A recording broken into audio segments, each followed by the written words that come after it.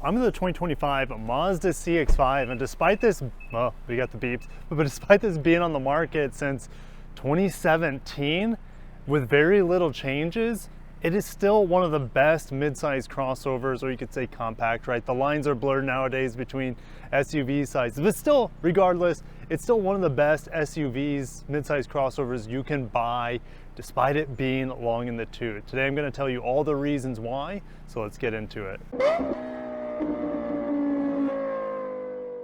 The Mazda CX-5 remains made in Japan, and it is getting long in the tooth like I mentioned, but that has not stopped it from aging like a fine wine, all right? I mean, the exterior design, it's nothing too new. A few years back, they refreshed the headlights of the daytime running lights, and they refreshed the rear tail lights. We still have 19-inch wheels. This is the Turbo Premium Plus model, so this was gonna have all the options on it. Still from the side, it looks great. I like the paint matched wheel arches. It's a timeless design.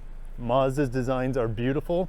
They're unique amongst the Japanese autos because their designs typically are much more time tested.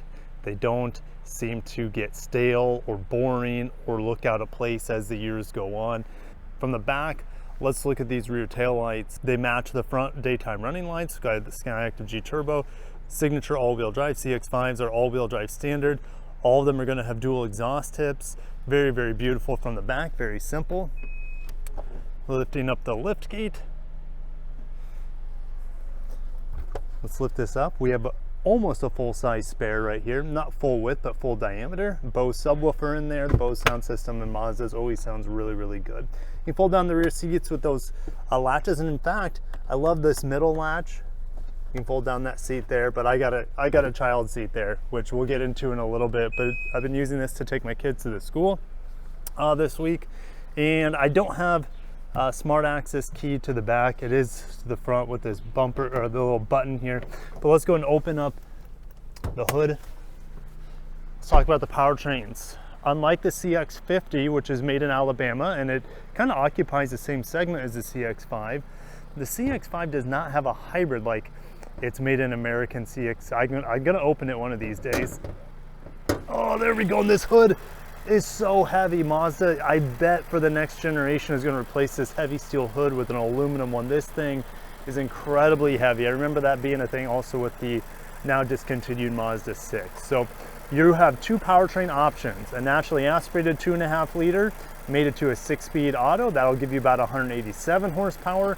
This is the optional turbo engine with over 250 horsepower if you put premium in here. If you put regular, I want to say it's around 228 horsepower and 310 pound-feet of torque. If you put premium in it, you get a little bit more torque as well, around 320 pound-feet of torque. Made it exclusively to the 6-speed auto, and it is standard all-wheel drive regardless of which CX-5 trim level you buy.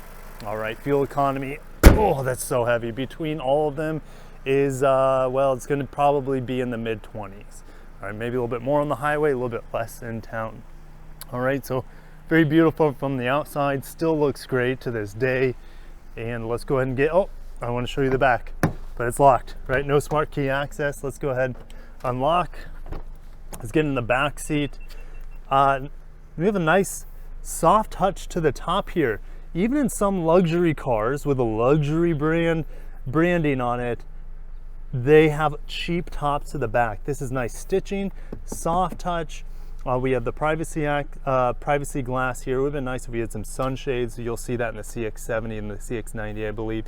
Soft touch armrests. Look how this deforms. Mazda has the softest armrests in the industry. More stitching here, wood here.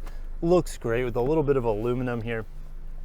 These seats, well, are they adjustable for recline? They have two different settings for recline. All right, let's fold this up. Like I said, I've been taking my kids to school in here this week. They have enjoyed it. We have heated outboard seats on this top trim.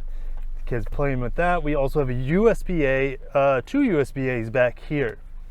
All right, vents in the back. Nice soft back to the seats, beautiful leather, and then we have mat pockets on each side. Headroom back here. I'm 6'1", plenty of headroom. There's no pano roof option like you have on the CX-50, but that gives us lots of headroom.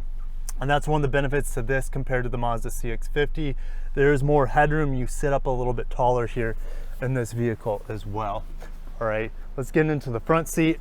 Memory seats, peculiar space for the memory seats. Typically you see them on the door, but I want to say maybe the Germans do memory seats. Some of them do that down there. Lumbar control here.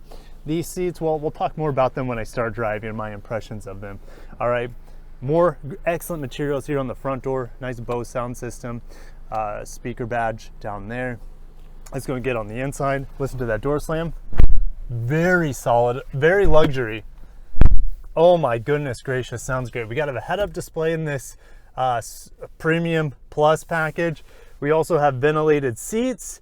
We also have a newer feature for Mazda, which is touchscreen in motion, which is going to affect, so I get back to home here, our Android Auto, which it should be wireless in here, but I just set it up wired. It does have wireless Android Auto, and there it goes, okay. But what's new also for 2025, as I lift up this, is 2 USB-Cs up here. In terms of features, I think that's one of the few things, or maybe even the only thing that's new for 2025, is the USB-Cs down here. Now, we have a removable tray here that has felt in it. What about the rest of it? It actually has felt down here at the bottom. I'm going to show you something else that's very, very luxurious focused as we close this. And notice you have runners here, this little divot for your cords to go out of so you're not smashing your cords. All right, super soft. Look at that. Look at that. Okay, check this out. Completely felt lined even on the outside here. A lot of luxury manufacturers, you're lucky to get felt in the glove box, and Mazda goes over the top. Now I even have a light in there. Oh man, Mazda, you're speaking my language. More wood on the dash. In the interior, this area is feeling a bit dated. I don't like, the chrome around the vents, the shiny bits. It's a little dated, but it's extremely functional, and functionality is more important than just nitpicking certain trimmings in here. Like I mentioned, heated and ventilated seats, very basic climate control, but there's no thought process. There's no touch capacitive buttons. There's no touch screen climate control here. It's all right there. I love the traditional shifter. You have a wireless charger, a 12 volt here. You have a 12 volt back in here.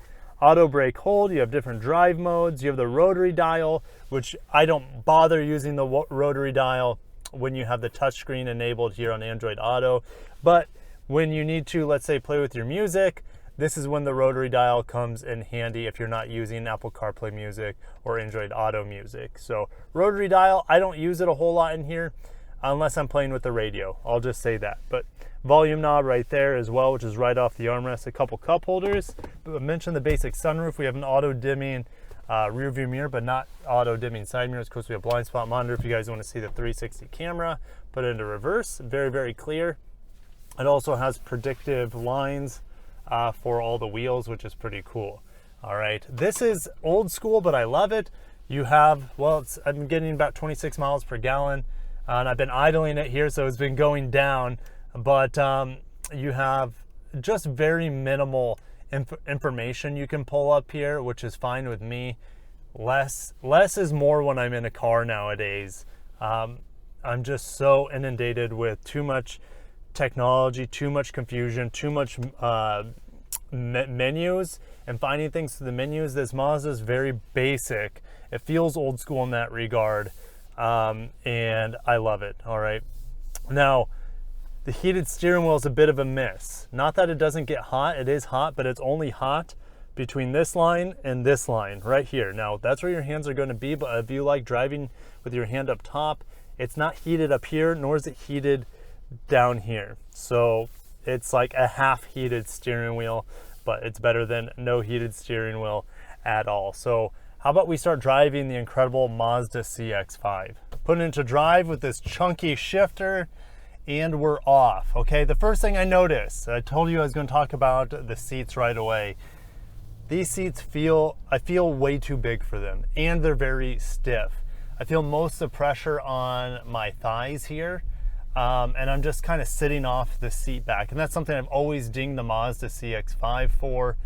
It just feels like the seat is not designed for North America. Now, this is a global product, so they make the seat for the average size, not necessarily the average American size, and me being 6'1", around 200 pounds, I'm sure I'm over spec for this seat. And I'm sure many CX-5 owners say you just live with it. And that's honestly, that's the only glaring issue I have with this vehicle, is that the seat is stiff and it's too small for me. I feel like a simple thigh extension would go a long ways here. And I believe you have thigh extension on the CX-90 and the CX-70, for example. And why would you get this model? Well, listen to this.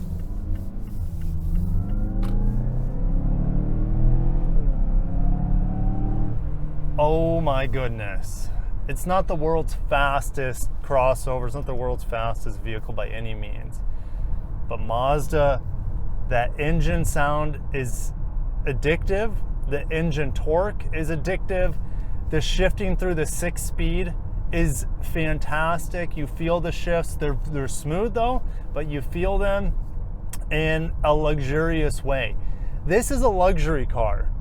You guys might be saying, Kirk, I'd rather have a Lexus, but a Lexus is going to cost more. A Lexus, I feel like this competes well with the Lexus NX. It competes well with the Acura RDX. And unless I'm getting a hybrid NX, I'd be picking this over the Turbo NX. I'd probably, unless you need more space, I'd probably pick this over an Acura RDX. And I'd pick this over the Infiniti QX50 as well, for just looking at Japanese crossovers. I really enjoyed this vehicle. The ride quality is fantastic. It's even better than the CX-50. The CX-50 has a torsion beam rear suspension, and for the most part, it's a pretty good ride. But cornering this thing, which unfortunately there's an old Durango in front of me, in front of that there's a Hyundai Tucson. I would take this over a Tucson unless you need to have a hybrid or something, but it's not trying to be anything other than itself. It's powerful, it's extraordinarily refined. There's no cracks, creaks, rattles going on. It's got 1,800 miles, so it's not exactly fresh off the press, but man, it is so well done, so refined. It's fun to drive if you want it to be fun to drive. It's not begging you to throw it in the turns like a BMW, for example. It's not begging you to bury your foot in the throttle like some of the luxury competition out there. But the build quality, the design, the timeless design, the fantastic powertrain, the sporty handling while still having a supple ride. I mean, there's nothing I can say here that's going to be a revelation on the CX-5, because this vehicle is about 9 years old in terms of model years anyways. And the steering wheel's too hot for me now, and I gotta actually crank things down. It's about 59 degrees here in Southwest Florida in December, so this is like our chilly weather. But internal combustion cars, they heat up extraordinarily well, and 50 degrees is nothing. Now, I feel like I need to do one thing here, and that's something the CX-50 hybrid that I just reviewed for Mazda, it doesn't even offer, and that is steering assist. So I want to get to a speed here. Maybe I have to go to the interstate. I hope I don't have to go that far out of my way, but we have steering assist in here. The CX-50, in comparison, I think it only has lane departure warning, but it's not going to have lane centering technology whatsoever. So we're going to play with that here. What are the brakes? Very predictable, very linear. Nice brake feel, super refined. And that's something that the CX-50, the brakes didn't feel quite right on it, if I remember correctly. The Mazda 3 and the Mazda 3 brakes don't feel very good. I don't remember the CX-30 off the top of my head. But Mazda brake feels are hit or miss. It's perfect here in the CX-5. Absolutely perfect. It's a good blend of nice travel and strong brakes. All right, so we're gonna get to about 50, Let's set it at 55 here. Let's turn on the steering assist, which pops up on my head-up display. Now, I don't know, I'm a little leery here. Yeah, it's not good. I'll just say that. So not having it on the CX-50, you're not missing anything because it's not locking in. It doesn't seem to be reading the lines. All right. So that's, besides the seat, that's the biggest knock here, is maybe the safety feature. If you want to have better lane centering technology, you can get that on the CX-90, and the CX-70 has more updated lane centering technology. If something you absolutely have to have, you have to get it on the CX-90 or the CX-70 or a competitor. Now, I guess we can talk about the future of the CX-5 just for a little bit. Don't exactly know when it's coming out. It could be announced this year, it could be announced next year.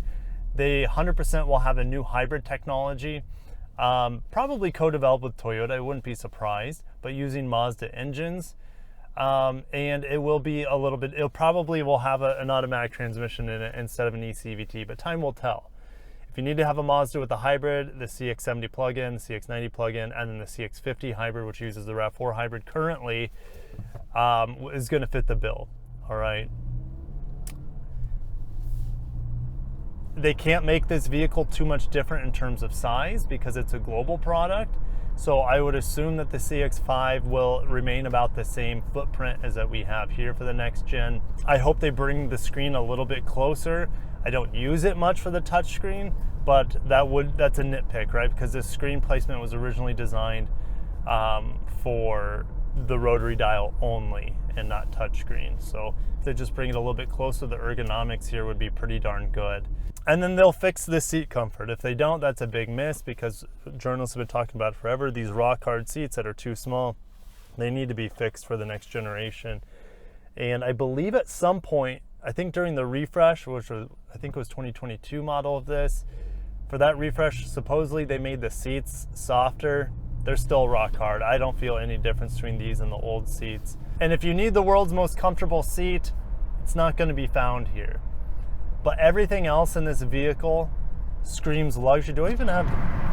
Yes, I have dual pane windows here on this Premium Plus model, which makes it very quiet. It's quieter than the Toyota Crown models that I've driven recently, and those models cost more than this.